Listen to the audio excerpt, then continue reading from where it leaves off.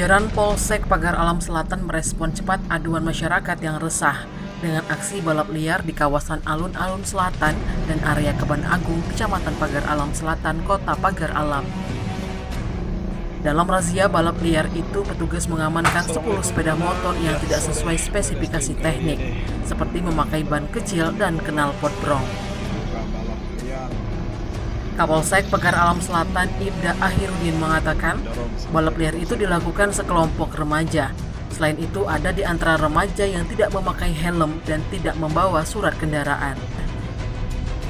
Polisi akhirnya memberikan tindakan teguran dan sosialisasi imbauan tentang balap liar yang dapat membahayakan keselamatan diri sendiri seperti kecelakaan lalu lintas. Kendaraan yang diamankan dibawa ke Mapolsek Pagar Alam Selatan, sehingga hanya bisa diambil dengan menunjukkan surat kendaraan dan didampingi orang tua. Balap liar memang sering terjadi di Jalan Kebon Agung meski sering dilakukan razia. Kendati demikian, pihaknya tidak akan lelah untuk melakukan razia serupa demi menciptakan keamanan dan ketertiban di tengah masyarakat.